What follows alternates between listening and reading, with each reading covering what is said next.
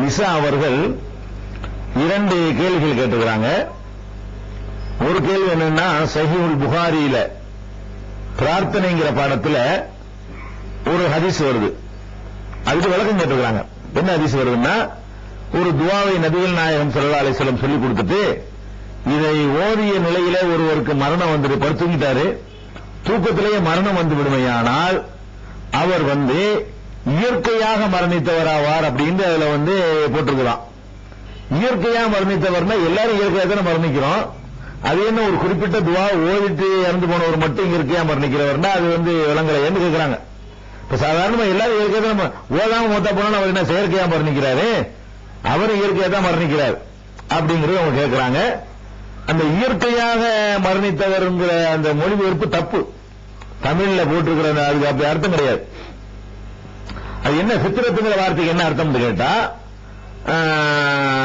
நபிகள் நாயகம் ஸல்லல்லாஹு அலைஹி வஸல்லம் சொன்னாங்க, குல்லு மௌலூதின் யூலது அலா ஃபித்ரத்தில் இஸ்லாம். ஒவ்வொரு குழந்தையுமே இஸ்லாமிய அந்த குணாதிசயத்தோட தான் பிறக்கும்போது பாவியா பிறக்கல. அவர்களுடைய பெற்றோர்கள் தான் யஹூதியாக, பலதெய்வ நம்பிக்கை உள்ளவர்களாக, பலவித கொள்கை உள்ளவர்களாக மாற்றி விடுகிறார்கள். எந்த ஒன்றும் ஒருவனுக்கு திணிக்கப்படாமல் இருக்குமையானால் அவனை காட்டுல கொண்டு விட்டீங்கன்னா ஒரே ஒரு கடவுள்ங்கிற ஒரு சிந்தனையில அவன் உருவாயிருப்பான். அப்ப ஒரு கடவுள் நமக்கு மேல இருக்கிறான் என்ற அடிப்படையில் தான் எல்லாருமே பிறக்கிறாங்க. அது வேறு விதமான சிந்தனைகள் பின்னாடி திணிக்கப்படுதுங்கிறாங்க பாருங்க. அதுதான் இயற்கை மார்க்குங்கிறது. இஸ்லாத்துக்கு இன்னொரு பேர் என்னன்னு கேட்டா, ஃபித்ரத் அல்லாஹ் இல்லத்தி ஃபதரன்னாஸ அலைஹா. இதுதான் மனிதர்களை அல்லாஹ் அமைத்திருக்கின்ற இயற்கை வழியாகும். இஸ்லாம்ங்கிற இந்த வழி இருக்கு பாருங்க, இதுதான் அல்லாஹ் அமைத்திருக்கிற இயற்கையான வழி. இது இயற்கையான வழிங்கிறத தெரிஞ்சுக்கிறதுக்கு ஒரு டெஸ்ட் கூட பண்ணலாம். என்ன டெஸ்ட்?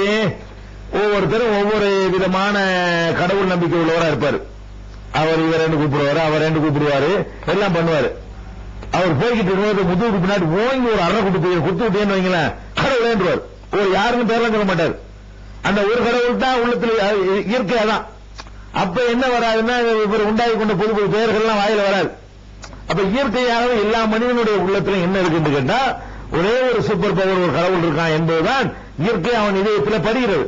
அதை மாற்றி அமைக்கிற வேலைகளை நம்மளோட அதை போட்டு அந்த போதனை பண்ணி மாத்துறோம். அப்படிங்கிறதுனால இப்ப இஸ்லாம் என்ன சொல்லுது உலகத்துக்கு, அந்த இயற்கையாக ஒரு மனிதனுக்கு இருக்கிற அந்த உணர்வை தான் இஸ்லாம் சொல்லுது ஒரு கடவுள் இருக்கிறான்னு சொல்லி. அதுதான் ஃபித்ரத்துங்கிறது. ஒருவர் இந்த துஆவை ஓதிவிட்டு மரணித்தாரையானால், ஃபித்ரத் என்றால் இயற்கை மார்க்கத்தில் அர்த்தம். இயற்கையாக மரணித்தவர் அர்த்தம் கிடையாது. இயற்கையான மார்க்கத்தில் மரணித்தவர் ஆவார். இயற்கையான மார்க்கம் தான் என்ன? அதுதான் ஒவ்வொரு மனிதனும் பிறக்கும் போது அவனோடு ஒட்டி கொண்டிருக்கிற மார்க்கம். அதுதான் இப்ப நபிகள் நாயகம் ஸல்லல்லாஹு அலைஹி வஸல்லம் கொண்டு வந்த மார்க்கம். நபிகள் நாயகம் என்ன பண்றாங்கன்னா, இடையில புகுந்த அந்த கசகத்தை நீக்கிறாங்க. நீக்கிட்டா ஒரிஜினல் உள்ளத்துல மிச்சமாகி போயிடும். அந்த அர்த்தத்தில் தான் வந்திருக்கே தவிர, நீங்க நினைக்கிற இயற்கை செயற்கை கொல்லப்பட்டு சாவுறது, தானா தற்கொலை செஞ்சுக்கிறது, இயற்கையா சாவுறது, அந்த இயற்கை அர்த்தம் கிடையாது. அது இயற்கையாக என்று போடாம என்ன செய்யணும்னா, இயற்கையான மார்க்கத்தில் பிராக்கெட்ல ஒரு இஸ்லாத்தில் மரணித்தவராவார்னு அதுக்கு அர்த்தம். அப்ப இந்த துஆ ஓதிட்டு நம்ம மௌத்தா போனோம்னு சொன்னா, நம்ம எந்த மாதிரி இறந்து போறோம்? அல்லாஹ் எந்த மாதிரி மனிதனை படைத்தானோ, முதல் மனிதனை, அது குழந்தையா இருக்கும் நம்மளை எப்படி படைத்தானோ அந்த வழியில மௌத்தா போறோம் அப்படின்னு அர்த்தம். அந்த துஆவுல அந்த கருத்து தான் வருது. யா அல்லாஹ், என்னுடைய உடம்ப உன் பக்கம் நான் சாய்த்து விட்டேன், உன்னிடத்துல நான் சரணடைஞ்சிட்டேன், உன்னை விட்டா எனக்கு போக்குடம் இல்ல, நீதான் என்னை காப்பாற்றணும். இந்த மாதிரி கருத்துப்பட உள்ளது அந்த துஆ. இதை நம்பி ஒருத்தன் இறந்து போயிட்டானா அவன் எதுல இறந்து போறான்? இஸ்லாமிய கொள்கையில உள்ளத்துல பதிவு வச்சவனாக இறந்து போறான். அதனால இயற்கையா மரணிக்கிறது என்று சொன்னா, இயற்கையான மார்க்கத்தில் இஸ்லாத்தில் உள்ள நிலையில் மரணிக்கிறார் என்பது அதுக்கு அர்த்தம். அந்த மொழிபெயர்ப்புல கொஞ்சம் தெளிவு பத்தாதனால உங்களுக்கு இந்த சந்தேகம் வந்திருக்கு. இதுதான் ஃபர்ஸ்ட் கேள்விக்கான பதில். ரெண்டாவது என்ன கேட்கிறாங்கன்னு கேட்டா, குர்ஆனை ஓதுறோம், ஓதும் போது வாய் விட்டு சத்தம் விட்டு சில பேர் ஓதுறாங்க. சில பேர் என்ன செய்யறாங்கன்னு கேட்டா, சத்தம் இல்லாம ஓதுறாங்க, மனசுக்குள்ள ஓதுறாங்க. இப்படி எல்லாம் ஓதுறதுல எது சிறந்தது என்று கேட்கிறாங்க. அல்ஹம்துலில்லாஹி ரப்பில் ஆலமீன் அப்படி ஒரு சிறந்ததா, இது சிறந்ததா அப்படிங்கிற உங்களுடைய கேள்வி. அதுக்கடுத்து தொடர்ந்து அதிலே கேட்கிறாங்க, தமிழ்ல ஓதுனா நன்மை கிடைக்குமா கேட்கிறாங்க. இதுக்கு நபிகள் நாயகம் ஸல்லல்லாஹு அலைஹி வஸல்லம் அவர்கள் அழகான ஒரு பதில் அவங்க சொல்றாங்க, அல் ஜாஹிரு பில் குர்ஆனி கல் ஜாஹிர் பி ஸதகத்தி வல் முஸிர்ரு பில் குர்ஆனி கல் முஸிர்ரி பில் பரக்கா பி ஸதகா. திருமதியில 2843வது ஹதீஸாக இதை நீங்கள் பார்க்கலாம். சில பிரதிகள்ல நம்பர் வித்தியாசம் வந்தா ஒரு 10 நம்பர் முன்ன பின்ன வரும். முன்னே பின்னே பார்த்துக்க வேண்டியது 2843. இது என்ன பொருள் என்று கேட்டால், குர்ஆனை சத்தமாக ஓதக்கூடியவன் எப்படிப்பட்டவன் என்று சொன்னால், அவன் வெளிப்படையாக தர்மம் செய்தவனை போன்றவன். குர்ஆனை வாய்க்குள் ஓதிக்கொள்ளவன், ரகசியமா ஓதிக்கொள்ளவன் எப்படிப்பட்டவன் என்று கேட்டால், ரகசியமா தர்மம் செய்கிறவனை போன்றவன். அப்படின்னா என்ன அர்த்தம் கேட்டா, ரெண்டுமே மார்க்கத்தில் அனுமதி இருக்கிற அர்த்தம். என்ன கேட்டா அல்லாஹ் சொல்லி காட்டுறான், இன் துபுது ஸதகாத்தி ஃபனிஅம்மா ஹிய, நீங்கள் தர்மங்களை வெளிப்படையாக செய்வீர்களேயானால் அதுவும் நல்லதுதான். அப்புறம் இன் துகுபூஹா வ துல் ஃபுகரா வ கைருல் லக்கும், நீங்கள் அதை மறைச்சு வைத்துக் கொண்டு வேலைக்கு கொடுத்தீர்களேயானால் அது உங்களுக்கு சிறந்தது அப்படிங்கிறான். அது நல்லதுங்கிறான், அதை விட சிறந்ததுங்கிறான் இத. ஆனால் ரெண்டுக்கு அனுமதி இருக்கிறது. தர்மம் செய்யும் பொழுது வெளிப்படையாக 4 பேருக்கு தெரிகிற மாதிரி தர்மம் செய்யலாம். அப்பதான் இன்னும் கொஞ்சம் பேர் கொடுப்பாங்க, அதுக்காக கொடுக்கலாம். அல்லது எப்படி செய்யலாம்னு கேட்டா, எதுக்கு விட்டு அவன் வாங்குறவனுக்கு ஒரு சுயமரியாதை இருக்குத்தானே செய்யுது. நம்ம அடுத்த ஆளுக்கு கொடுக்க ஆர்வம் இருக்கு, நம்ம செய்கிறோம். வாங்கக்கூடியவனுடைய சுயமரியாதை பாதிக்குமா இல்லையா? அது பாதிக்க கூடாதுங்கிறதுக்காக வேண்டி நம்ம ரகசியமா கொடுப்போமே அப்படின்னு தனியா கூட்டிட்டு போய் யாருக்கும் தெரியாம அந்த ரூபாயை கொடுத்தோம்னா அது இன்னும் சிறந்தது. வெளிப்படையா செய்வது சிறந்தது. அதை விட சிறந்தது எதுன்னு கேட்டா இது எந்த அளவுக்கு சிறந்ததுன்னு கேட்டா, அரசுடைய நிழலில் கியாமத்து நாள் நியாய தீர்ப்பு நாள்ல ஒரு நாள் அல்ல நியாய தீர்ப்புக்காக நம்ம எல்லாத்தையும் எழுப்புவான்.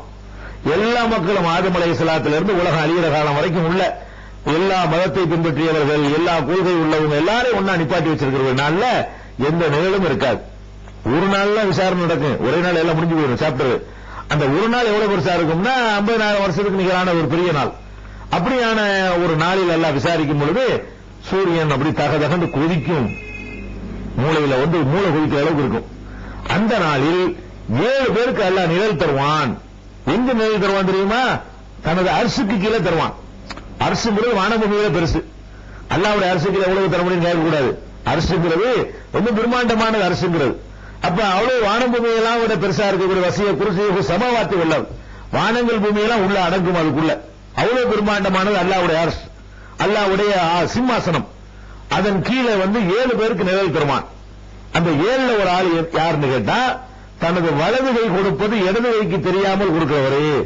அது எப்படி இடது கைக்கு நினைக்க கூடாது, இது இலக்கியம். இது இலக்கியமா புரிஞ்சுக்கணும். வலது கைக்கு ஒரு மனுஷனுக்கு கை இந்த கை கொடுக்கும், இந்த கைக்கு தெரியாதுன்னு அர்த்தம்னா ஒருத்தருக்கும் தெரியாமல் அர்த்தம். ஒருவருக்கும் தெரியாமல் யார் தர்மம் செய்யறாங்களோ அவங்களுக்கு அரசுக்கு கீழே நிழல் கொடுக்கலாம். அது என்ன வழங்குதப்ப, வெளிப்படையாக செய்கிற தர்மத்தை விட இரகசியமாக செய்கிற தர்மம் சிறந்தது. ஆனால் ரெண்டும் குற்றம் இல்ல அப்படின்னு ஆச்சு. இப்ப நீங்க நபிகள் நாயகம் ஸல்லல்லாஹு அலைஹி வஸல்லம் அவர்கள் உதாரணத்துக்கு எதை காட்டுறாங்க? நீங்க குர்ஆன் ஓதுறது தானே கேக்குறீங்க. குர்ஆனுக்கு உதாரணம் காட்டுறாங்க. சத்தமா ஓதுறவன் வெளிப்படையா தர்மம் செய்யறவன போல, ரகசியமா ஓதுறவன் ரகசியமா தர்மம் செய்யறவன போலன்ட்டாங்க. அப்ப ரகசியமா ஓதுவது சிறந்து வழங்கி போச்சு. உங்களுக்கு எது சிறந்தது? சத்தம் போட்டுக்கிட்டு ஓதாம 4 பேர் இவரு குர்ஆன் ஓதுறாருன்னு பார்த்து நம்ம நல்லா ஓதுறோம், நம்மள அறியாமலே ஒரு கர்வம் வரும். நம்மள அறியாமலே சைத்தான் நுழைஞ்சுக்கிட்டு அது விஷயமா அந்த தூய்மையான எண்ணத்தை கெடுப்பான். அதனால நம்ம வாட்டுக்கு நமக்குள்ள ஓதிடுவோம் அப்படிங்கிற மாதிரி ஓதணும்னு சொன்னா அது கூடுதல் சிறப்பானது. அதே நேரத்தில் சத்தமிட்டு ஒரு குற்றமெல்லாம் கிடையாது. தர்மம் செய்யறது எப்படியோ அது மாதிரி தான். 2 சவாபு தரக்கூடிய காரியம் தான். அதுக்கு 90 மார்க் கிடைச்சா 100 மார்க் கிடைக்கும். அந்த மாதிரியான காரியம் தான் தவிர எதுவும் குற்றம் கிடையாது, எதுக்கும் கேள்வி கிடையாது. ரெண்டுமே சரிதான் அப்படிங்கறத விளங்கிக்கணும். இன்னும் சொல்ல போனா இந்த குர்ஆன் ஓதுறது சம்பந்தமாக அனுமதி, சத்தமிட்டு அனுமதி இருக்கான்னு கேட்டா சஹீஹுல் புகாரியில் நீங்க பார்க்கலாம். 5023, 7482, 7544 இந்த ஹதீஸ்களை பாத்தீங்கன்னா நபிகள் நாயகம் ஸல்லல்லாஹு அலைஹி வஸல்லம் அவர்களை சத்தமிட்டு பிரார்த்திக்க, சத்தமிட்டு இதெல்லாம் பண்றதுக்கு அனுமதிக்கல. ஆனால் குர்ஆனை மட்டும் சத்தம் போட்டு ராகமா ஓதுவதை அல்லாஹ் அனுமதிச்சிருக்கிறான் அப்படின்னு வருது. அப்ப சத்தம் போட்டு ஓதுற யார் விமர்சனம் பண்ணக்கூடாது. நீங்க சத்தம் போட்டு ராகமா ஓதுறாரா எப்ப விமர்சனம் பண்ணலாம்? ஒரு தூங்குறவருக்கு இடைஞ்சல் பண்ற மாதிரி இருந்தால், ஏன் இப்படிலாம் செய்யக்கூடாது, இது மார்க்கத்தில் கிடையாது சொல்லலாம். அல்ல ஒரு படிக்கக்கூடிய ஒரு மாணவனுக்கு இடைஞ்சலா இருந்தால், பக்கத்து வீட்டுக்காரனுக்கு இடைஞ்சலா, அது மாதிரியான தொந்தரவு இல்லாமல் நீங்கள் சத்தமிட்டு ஓதினீர்களேயானால் அதுக்கு மார்க்கத்தில் அனுமதி இருக்கு, அல்லாஹ் அனுமதிச்சிருக்கிறான் என்று சஹீஹுல் புகாரியில ஹதீஸ் இருக்கிறது. அதனால சிறந்தது, மிகச்சிறந்தது அது, இது சிறந்தது. ரெண்டும் ஒண்ணுக்கு ஒண்ணு குறைஞ்சது கிடையாது. தமிழ்ல ஓதுனா நன்மை கிடைக்குமான்னு அறுத்து கேட்கறீங்க. தமிழ்ல ஓதுனா நன்மை கிடைக்குமான்னா கிடைக்கும். என்ன கிடைக்கும்? அல்லாஹ்வுடைய வேதங்கிறது அல்லாஹ்விலிருந்து வந்திருக்கு பாருங்க, அது அதனுடைய தன்மையோட இருந்தா தான் அது குர்ஆன் ஆக முடியும். இப்ப நான் உங்களுக்கு புரிஞ்சுக்கிறதுக்காக நம்ம சொல்றோம், ஒரு நாட்டினுடைய தேசிய கீதம் இருக்கிறது. இந்தியாவுக்கு ஒரு தேசிய கீதம் வச்சிருக்காங்க, ஜனகணமனன்னு வச்சிருக்காங்க. இந்த தேசிய கீதத்தை நீங்க தமிழ்ல மொழிபெயர்த்து படிச்சீங்கன்னா தேசிய கீதம் படிச்சீங்கன்னா ஒத்துக்குவாங்களா? தேசிய கீதனுடைய அர்த்தம் செஞ்சீங்கன்னு சொல்லுவாங்களே தவிர தேசிய கீதத்தை படிச்சீங்கன்னு யாரும் சொல்ல மாட்டாங்க. அதே மாதிரி தான் குர்ஆனை பொறுத்த வரைக்கும் அது எது குர்ஆன் அதான் குர்ஆன். அல்ஹம்துலில்லாஹி ரப்பில் ஆலமீன் ஓதுனா தான் அதான் அல்லாஹ்விலிருந்து வந்த சொல். ஒவ்வொரு சொல்லும் இறைவனிடமிருந்து வந்த சொல் என்னும்போது அதுக்கு பவர் கூட. அதுக்குரிய நன்மையை தமிழ்ல ஓதுனாலும் எந்த லாங்குவேஜில் ஓதுனாலும் அடைய முடியாது. ஆனா அரபிலேயே வேற ஒரு அரபியை போட்டு ஓதுனா அது அடைய முடியாது. மொழி சிறப்புக்காக அல்ல இது. இது அரபு மொழியிலேயே அல்ஹம்துங்கிற சொல்லுக்கு நிகரான வேற ஒரு அரபு சொல்ல போட்டு, ரப்பில் ஆலமீனுக்கு நிகரான வேற ஒரு அரபு சொல்ல போட்டு ஓதுனா அப்பவாது நன்மை கிடைக்குமான்னா கிடைக்காது. அது அப்படி அந்த அல்லாஹ்விலிருந்து வந்த மாதிரி இருக்கணும், அவ்வளவுதான். அரபு மொழிங்கிறதுக்காக உள்ள சிறப்பு அல்லது. அதே நேரத்தில் குர்ஆன்ல பலவிதமா ஒரு மனிதன் நன்மையை பெற்றுக் கொள்ளலாம். என்ன நன்மை? அர்த்தம் தெரியாம ஒருத்தன் ஓதுனான், இறைவன் வார்த்தையை ஓதுனான் என்பதற்கு ஒரு நன்மை இருக்கு. ஒரு எழுத்துக்கு 10 நன்மை, அது இறைவன் பதிவு செய்வான். குர்ஆனை அல்லாஹ் சிந்திக்கிறதுக்கு தான் தந்திருக்காங்களாம்.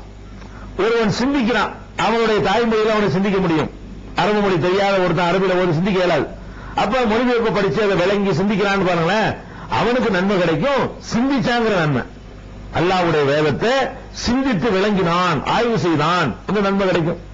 அல்லாஹ்வுடைய வேதத்தை சொன்னதை போய் அமல்படுத்துறான், பொய் சொல்லாதேன்னு குர்ஆனுடைய கட்டளையை பார்க்கறான், அன்னையில இருந்து பொய் சொல்றதை விட்டுறான், வட்டி வாங்காதேன்னு கட்டளையை பார்க்கறான், அன்னையில இருந்து வட்டி வாங்குறதை விட்டுறான், இந்த நன்மை அவனுக்கு கிடைக்கும், குர்ஆனுக்கு கட்டுப்பட்டது. அப்ப குர்ஆனை பலவிதமான நன்மைகள் அடைவதற்கு நாம் பயன்படுத்திக் கொள்ளலாம். பெருமனே ஓதுவதற்கு ஒரு நன்மை, விளங்குவதற்கு ஒரு நன்மை, சிந்திக்கிறதுக்கு ஒரு நன்மை, நடைமுறைப்படுத்துவதற்கு ஒரு நன்மை, இப்படி இருக்கிறது. இந்த நன்மைகள் தமிழ்ல படிக்கும் பொழுது ஒண்ணும் இல்ல, வேஸ்டாவெல்லாம் போயிடாது. கடையில குப்பை பிடிக்கிறதுக்கு பதிலா அல்லாஹ் என்ன சொல்றான், முதல்ல நீங்க முடிஞ்ச அளவுக்கு ஓத முயற்சி பண்ணுங்க, ஓதிப்புட்டு அரபிலேயே ஓதிட்டு அதுக்கப்புறம் அது மொழிபெயர்ப்பு பாருங்க, படிச்சுட்டு அப்புறம் சிந்திச்சுட்டு அப்புறம் நடைமுறைப்படுத்துங்க. நிறைய பல வெரைட்டியான நன்மை கிடைக்கும், பல வகையான நன்மை கிடைக்குமா இல்லையா? அந்த மாதிரியான நன்மைகள் கண்டிப்பா தமிழ்ல ஒரு கிடைக்கும். இறைவனுடைய சொல்லை சொன்னான் என்பதற்குரிய நன்மை கிடைக்காது. அது அந்த வந்தது அப்படி தான் நன்மை கிடைக்கும். அதான் உங்க